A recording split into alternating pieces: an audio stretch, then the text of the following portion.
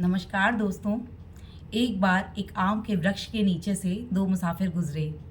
पहले ने कहा, यार बहुत भूख लगी है।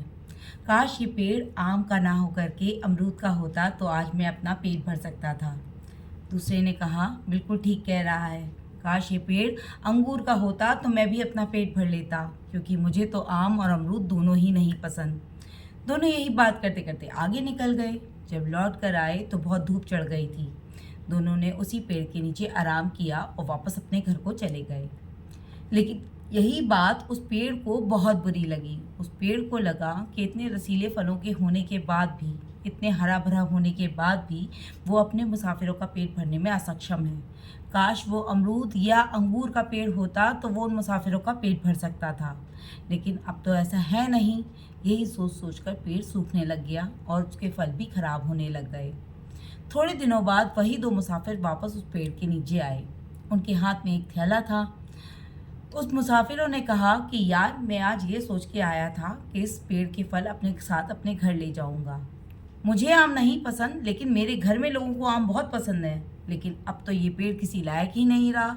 ना तो ये हमें फल दे सकता है, ना ये अब हमें छाया ही दे सकता है। ये पेड़ तो बिल्कुल बेकार हो चुका है।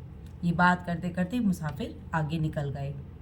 लेकिन ये बात बहुत सोचने वाली है दोस्तों, कि एक पेड़ जो इतना हरा भरा था, इतने रसीले फलों से युक्त था, सिर्फ उन दो मुसाफिरों की बात सुनकर अपने आप को बदलने की कोशिश में वो जो खुद था वो अब अपने अस्तित्व को भी खो चुका था। वो चाहता तो अपने आप को इम्प्रूव कर सकता था, अपने फलों को और रसीला बना सकता था, अपने आप को और हरा भरा कर सकता था, लेकिन अपने आप को बदलना, ये सोचकर उसने अपने अस्तित्व को ही खो दिया। ये बात हम इंसानों के साथ रोज़ होती है। हम भी किसी ना किसी की बातों में आकर अपने आप को बदलने की कोशिश में जुट जाते हैं, और जो हम हैं वो हम खुद भी नहीं रहते। जो हमारी क्वालिटीज़ हैं हम उनको भी कहीं ना कहीं छोड़ते चले आते हैं।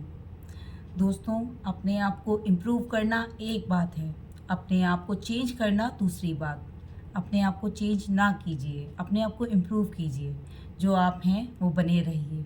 धन्यवाद दोस्तों। राधे राधे।